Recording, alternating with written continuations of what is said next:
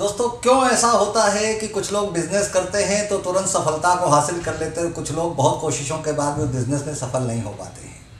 मैं बात कर रहा हूँ फ्लाई ऐश ब्रिक इंडस्ट्री की। इंडिया में हज़ारों लोग इस धंधे को करते हैं, कर रहे हैं और करने का प्लान कर रहे हैं। लेकिन अगर आप देखो तो इसमें बहुत सारे लोग अभी भी स्ट्रगल कर रहे हैं। और स्ट्रगल करने का क्या कारण है? उनके पास मशीन भी है, उनके पास रॉ मटेरियल भी है, उन्होंने भी वही काम करके रखा है जो सब लोग कर रहे हैं। लेकिन एक आदमी दिनों दिन सफल होता जाता है और दूसरा आदमी असफल हो जाता है, या अभी तक उसको सफलता नहीं मिल रही है। तो दोस्तों, किसी भी बिजनेस को करने के लिए उस बिजनेस के कुछ आधारभूत सिद्धांत होते हैं, कुछ बेसिक प्रिंसिपल होते हैं। जब तक उन बेसिक प्रिंसिपल को हम नहीं समझते तब तक किसी भी धंधे को करना मुश्किल होता है, चाहे वो फ्लाई ऐश ब्रिक का धंधा हो या किसी भी किस्म का धंधा हो, चाहे वो सब्जी भाजी बेचने का भी धंधा हो। जब तक हमें उस बिजनेस के प्रिंसिपल्स पता ना हो कि वो बिजनेस कैसे चलता है, उस बिजनेस में कैसे सफलता पाई जाती है, तब तक किसी भी बिजनेस में सफलता पाना थोड़ा दुर्गम होता है। तो दोस्तों, आज हम लोग इसी टॉपिक पे चर्चा करने के लिए आए हुए हैं। मैं हूं धर्मेंद्र जेटली, आपका दोस्त। स्किल से दूर होगी मुश्किल, जो हम लोगों ने विशाल खबर के माध्यम से प्रोग्राम चलाया है, उसी के तहत ये तीसरा एपिसोड मैं आप लोगों के सामने आज भी आया हूँ फ्लाई ऐश ब्रिक की बात करने के लिए। लेकिन आज फ्लाई ऐश की बात करेंगे कुछ दूसरे तरीके से, कुछ बेसिक सिद्धांतों के साथ में। मुझे रोज़ फ़ोन आते हैं, बहुत सारे लोग मेरे से पूछते हैं ब्रिक की कैलकुलेशन कैसे की जाती है, ब्रिक कैसे बनाया जाता है। तो दोस्तों, ब्रिक कैसे बनाया जाता है, इसके लिए पहले आपको समझना होगा कि कंक्रीट के ग्रेड्स क्या होते हैं। क्योंकि अगर आप कंक्रीट के ग्रेड को नहीं समझेंगे तो ब्रिक को बनाने के लिए भी आप नहीं समझ सकेंगे। देखिए, मैंने आज ये बड़ी मेहनत की है, मैंने आपके लिए ये वाइट बोर्ड लगाया हुआ है, कोई 2-3 घंटे से कैमरे की सेटिंग में आप लोगों को समझाने के लिए लगा हुआ हूँ। तो मैंने आज एक टॉपिक पकड़ा है। सबसे पहले आपसे हम बात करेंगे कंक्रीट के ग्रेड्स की। तो कंक्रीट के ग्रेड्स की बात क्यों करना है? क्योंकि जब आप ब्रिक बनाते हो तो नॉर्मली ब्रिक की स्ट्रेंथ को लेकर ही चर्चा होती है। आप किसी भी डिपार्टमेंट में या किसी प्राइवेट सेक्टर में आप बेचने को जाओगे तो आदमी पूछता है आपके ब्रिक की स्ट्रेंथ कितनी है। नॉर्मली मैं अभी फ्लाई ऐश ब्रिक की बात कर रहा हूँ, तो फ्लाई ऐश ब्रिक की जो डिज़ायर्ड स्ट्रेंथ होती है वो या तो 7.5 MPa या 10 MPa ऐसे मांगी जाती है। यानी कि आपका ब्रिक 7.5 MPa का मतलब 75 kg पर सेंटीमीटर स्क्वायर उसकी स्ट्रेंथ होनी चाहिए, 100 kg पर सेंटीमीटर स्क्वायर होनी चाहिए। तो दोस्तों, हम कैसे पता करें कि हमें जो ब्रिक बनानी है वो 28 दिन के बाद में या 14 दिन के बाद में या 7 दिन के बाद में उसकी स्ट्रेंथ क्या होगी? तो दोस्तों, कंक्रीट के कुछ स्टैंडर्ड्स होते हैं, उसी के लिए मैंने आज एक चार्ट प्रिपेयर किया है आप लोगों के लिए। आप देखिए, मैंने लिखा है ग्रेड्स ऑफ कंक्रीट। अब ग्रेड्स ऑफ कंक्रीट में आप देखिए M5 होता है, M7.5 होता है, M10 होता है, M15 होता है, M20 होता है, M25 होता है और इसके ऊपर भी होते हैं M30, M35, उसके डिज़ाइन मिक्स होते हैं। तो नॉर्मली अब दोस्तों, ये M5 का मतलब क्या है? M5 का सीधा मतलब है कि अगर हमने कोई मटेरियल M5 की ग्रेड की कंक्रीट से बनाया है तो उसकी 28th डे की जो स्टेज होगी, स्ट्रेंथ होगी, 28 दिन के बाद में अगर आप उसको CTM machine, cube test machine में आप टेस्ट करने को जाओगे तो उसकी स्ट्रेंथ आएगी 5 kg per centimetre square. M is always stand for mix design and 5 is the strength, 5 MPa mega pascals, 1 mega pascal equal to 10 kg per centimetre square. तो अगर आप M5 का कोई मटेरियल बनाते हो तो 28 दिन में उसकी स्ट्रेंथ जो होगी वो 50 kg per centimetre square, 5 MPa होगी। M7.5 का बनाएंगे तो वो 75 kg पर सेंटीमीटर स्क्वायर मतलब 7.5 MPa की होगी। M10 इसी तरीके से 100 kg पर सेंटीमीटर स्क्वायर मतलब 10 MPa। 15 मतलब 15 MPa, 20 मतलब 20 MPa, 25 मतलब 25 MPa मतलब 250 kg पर सेंटीमीटर स्क्वायर। अब दोस्तों, ऐसा तो नहीं होगा ना कि आज आपने ब्रिक बना दी और 28 दिन के बाद आप टेस्ट करोगे, कोई अंदाज नहीं चलता है। कंक्रीट इंडस्ट्री एक प्रिडिक्टेबल इंडस्ट्री है। आपको 28 दिन के बाद में क्या चाहिए है उसको आज आप डिसाइड करोगे कि आपको कितने स्ट्रेंथ का ब्रिक बनाना है। उसके लिए एक सर्टेन मिक्स डिज़ाइन होता है। उस मिक्स डिज़ाइन के हिसाब से अगर आप अपना प्रोपोर्शनेट रखोगे, अपने मटेरियल का रेशियो रखोगे, तो ही आपकी स्ट्रेंथ इतनी आने वाली है।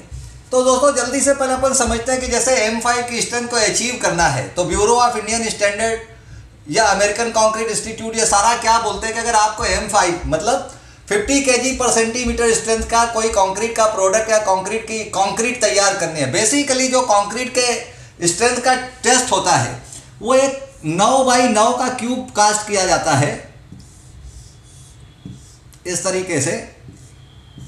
एक ऐसा क्यूब बनाया जाता है जो 9 इंच ऐसा हो, 9 इंच ऐसा हो और 9 इंच ऐसा हो, मतलब जिसकी लेंथ विड्थ हाइट, एक क्यूब ऑब्जेक्ट उसी को बोलते हैं जिसकी लेंथ विड्थ और हाइट बराबर होती है।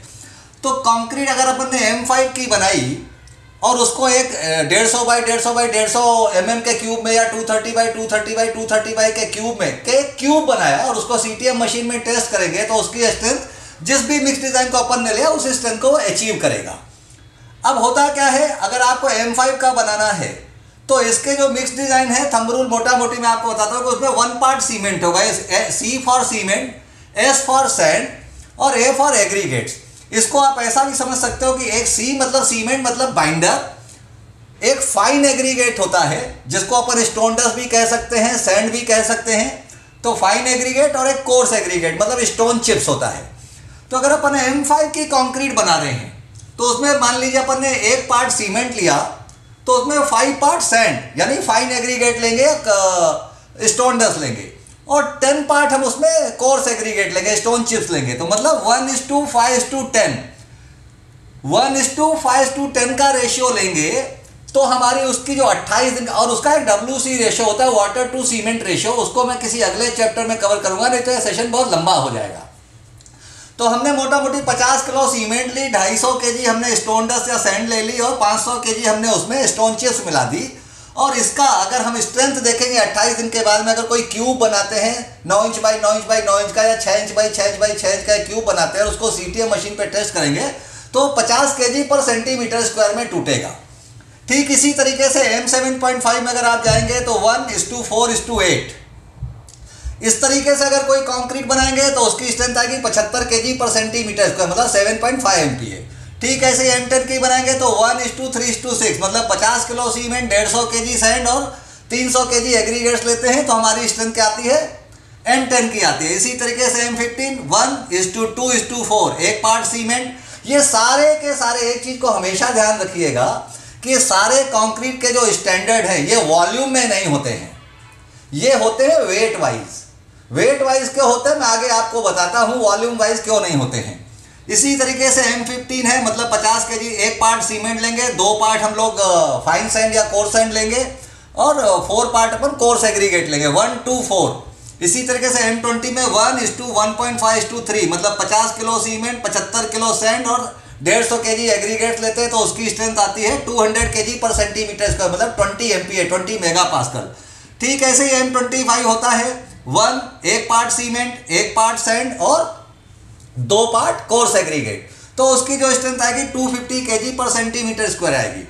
अब दोस्तों मैं आपको बताता हूँ कि ये सारे मिक्स के जो डिज़ाइन है, मिक्स के जो स्टैंडर्ड होते हैं वो हम लोग वेट वाइज क्यों लेते हैं, वॉल्यूम वाइज क्यों नहीं लेते हैं। इसलिए नहीं लेते हैं कि सपोज अगर हम लोग, क्योंकि हम लोग फ्लाई एश ब्रिक का धंधा करने वाले हैं, अब इसमें करीब करीब अगर आप देखो तो मटेरियल की एक बल्क डेंसिटी होती है, वो कोर्स वाइज उनकी स्पेसिफिक ग्रेविटी भी बोलते हैं और बल्क डेंसिटी बोलते हैं।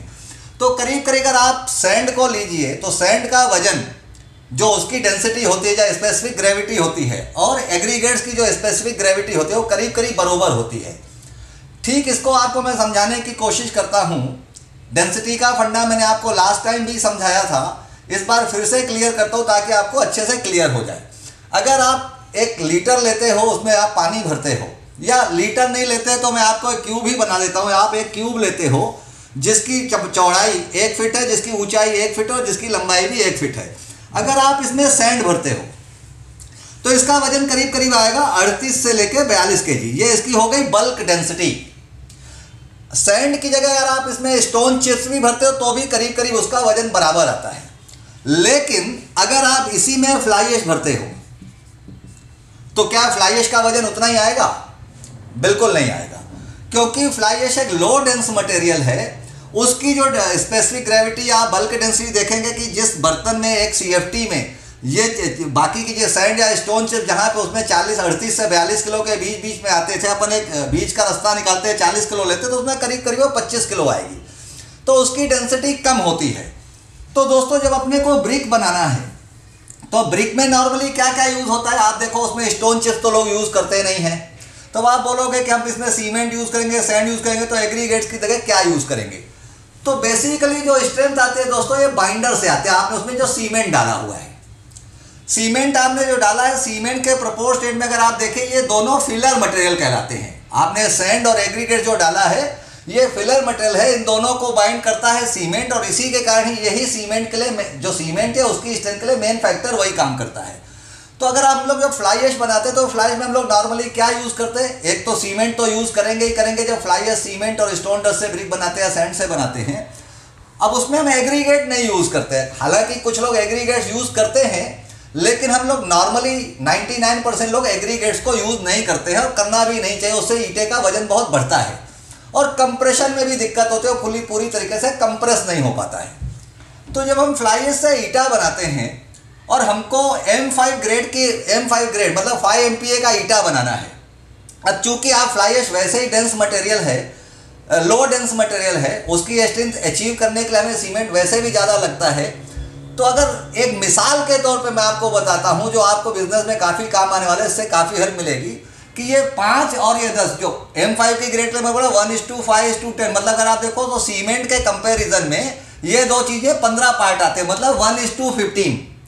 तो अगर आपने 50 किलो सीमेंट और 750 kg फ्लाई ऐश और स्टोन डस्ट का मिक्सचर लिया है तो वो आपकी ब्रिक करीब करीब 5 MPa की बनेगी।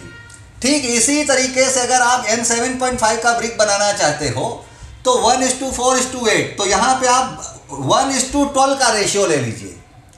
अगर आपका रेशियो 1:12 का है, मतलब फ्लाई ऐश और स्टोन डस्ट या सैंड को मिक्स करके आपने 50 किलो सीमेंट के साथ में उसका जो रेशियो रखा हुआ है, मतलब आपने 50 किलो सीमेंट ली और 650 kg आपने स्टोन डस्ट और फ्लाई ऐश दोनों को मिक्स करके लिया हुआ, तो इसकी स्ट्रेंथ करीब करीब आपकी आएगी 7.5 MPa।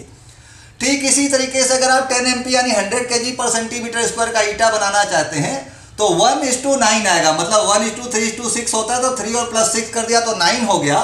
तो 50 किलो सीमेंट के साथ में 450 kg अगर हम बाकी का मटेरियल डालते हैं तो उसकी स्ट्रेंथ आप करीब आप पाओगे कि उसकी जो स्ट्रेंथ आएगी वो 10 MPa के आसपास आएगी। होता क्या है लोग दोस्तों कि जब ब्रिक बनाते हैं तो बोलते हैं हमारे ब्रिक में स्ट्रेंथ नहीं आ रही है, तो स्ट्रेंथ नहीं आ रही ऐसा तो संभव ही नहीं है। स्ट्रेंथ कितनी आ रही है ये कर, अगर आपने उसमें सीमेंट 1 किलो भी डाली है तो भले उसकी स्ट्रेंथ 1 MPa आए या 1 kg पर सेंटीमीटर, अगर आपने सीमेंट डाला है तो उसकी स्ट्रेंथ आएगी। स्ट्रेंथ नहीं आ रही है ऐसा कुछ भी कहना बिल्कुल भी वाजिब नहीं है। तो स्ट्रेंथ तो आती है, लेकिन आप जब भी आप चेक करें, आप किसी डिपार्टमेंट में ब्रिक दे रहे हो और आपकी ब्रिक स्ट्रेंथ को लेके फेल होती है तो आप वहाँ पे चेक करो कि कितनी स्ट्रेंथ आ रही है। मान लीजिए उस डिपार्टमेंट में आपको जो ब्रिक देनी थी उस ब्रिक की रिक्वायर्ड स्ट्रेंथ थी 10 MPa की, यानी 100 kg पर सेंटीमीटर स्क्वायर की। तो आप सबसे पहले आप सीमेंट वाले को कंप्लेंट मत करो, आप डस्ट वाले को कंप्लेंट मत करो, आप मशीन वाले को कंप्लेंट मत करो। सबसे पहले आप चेक करो कि आपने उसमें कितनी सीमेंट के साथ में कितने सारा बाकी का मटेरियल डाला हुआ है। क्योंकि अगर आपने मान लीजिए आपने मिक्स डिज़ाइन तो रखा है 1:15 का, जिसकी स्ट्रेंथ आने वाली थी 5 MPa, और आप एक्सपेक्ट कर रहे हो कि आपकी स्ट्रेंथ M10 आएगी, तो नहीं आएगी। तो सबसे पहले आप ये चेक करो कि आपको किस स्ट्रेंथ का ईंट चाहिए है, उसका मिक्स डिज़ाइन आप फॉलो करो। इस मिक्स डिज़ाइन को फॉलो करने के बाद आप काफ़ी हद तक आपके ब्रिक की स्ट्रेंथ, आप जो स्ट्रेंथ चाहते हो वो आएगी। दूसरा दोस्तों, फ्लाई ऐश जैसा कि मैंने पहले आपको बताया कि लो डेंस मटेरियल है, इसकी डेंसिटी बहुत कम होती है, बहुत हल्का होता है। तो इसकी स्ट्रेंथ को गेन करने के लिए फ्लाई ऐश ब्रिक बनाने के लिए तीन चीज़ों पे काम होता है। पहला तो उसमें बाइंडर जो आपका है वो अच्छी क्वालिटी का होना ही चाहिए, जैसे सीमेंट है तो सीमेंट तो आपको डालना ही डालना है। दूसरा, आप फ्लाई ऐश जो डाल रहे हो, फ्लाई ऐश और स्टोन डस्ट, इसका प्रोपोर्शनेट आप कितना रख रहे हो। अगर आप फ्लाई ऐश ज़्यादा डालोगे तो आपको स्ट्रेंथ को अचीव, अगर आपकी स्ट्रेंथ नहीं आ रही तो आप मान के चले या तो आपको फ्लाई ऐश को कम करना है या सीमेंट को बढ़ाना है, दूसरा कोई रास्ता नहीं है। क्योंकि फ्लाई ऐश जितनी ज़्यादा आप करते जाएंगे उतनी आपकी स्ट्रेंथ कम होती जाएगी अगर आपने सीमेंट को नहीं बढ़ाया है।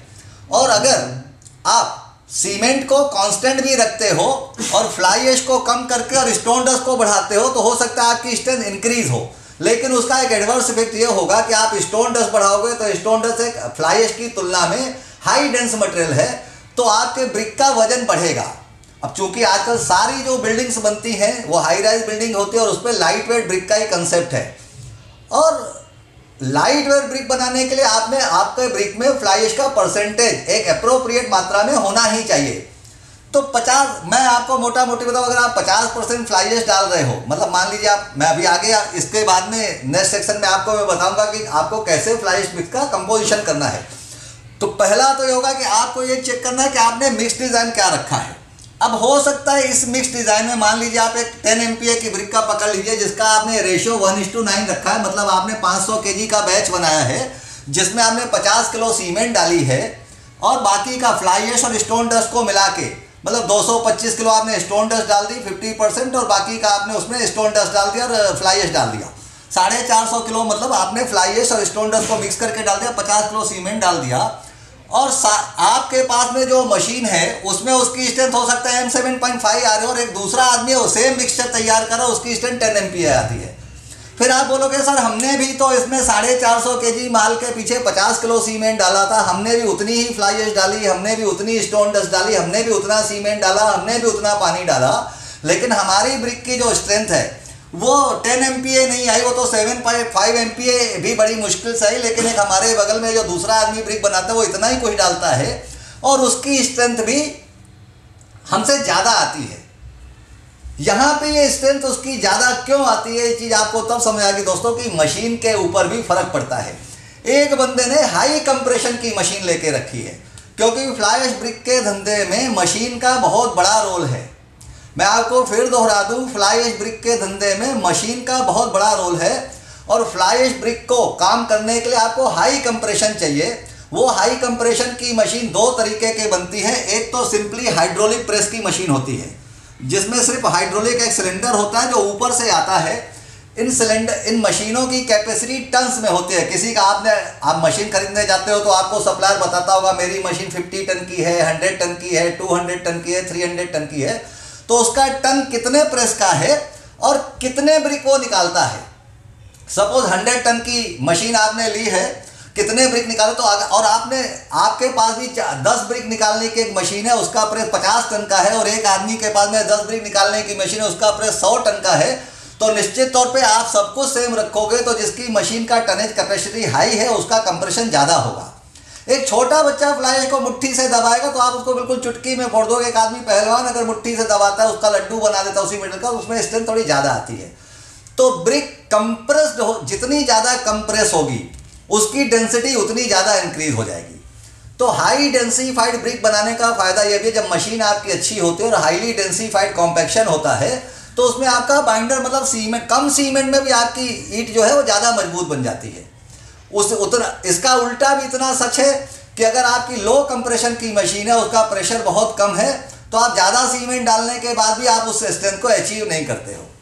तो इस चीज़ को हमेशा ध्यान रखिए जब भी आप मशीन खरीदने को जाएं, क्योंकि बहुत से लोग सोचते हैं 50,000 में मशीन ले आए, 1 लाख में मशीन ले आए, 2 लाख में मशीन ले आए, 5 लाख में मशीन ले आए। बिल्कुल मशीन का काम शेप देने का है। आप 50,000 की मशीन से भी 943 का ईटा निकाल लोगे, 25 लाख की मशीन में भी निकाल लोगे, 5 करोड़ की मशीन में भी निकाल लोगे, लेकिन उसी ब्रिक में अच्छी स्ट्रेंथ आएगी, उसी ब्रिक में ज़्यादा स्ट्रेंथ आएगी जिस मशीन में कंप्रेशन ज़्यादा होगा।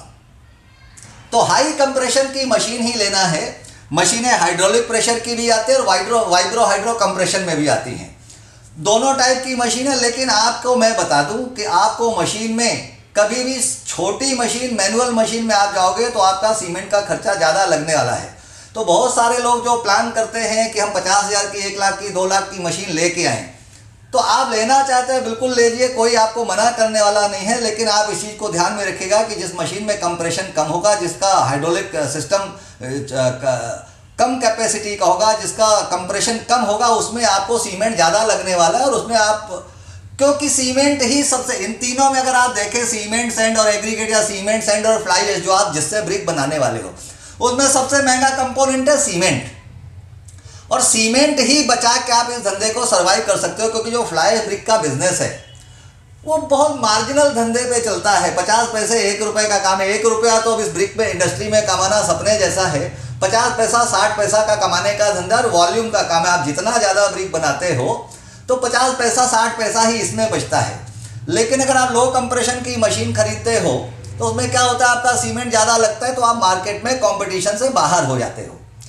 तो आप ध्यान से इस चीज़ को, पहले तो आपको मैंने क्या बताया कि पहले तो आपको जिस स्ट्रेंथ का ब्रिक चाहिए, पहले उस स्ट्रेंथ का मिक्स डिजाइन पहले आप चूज करो।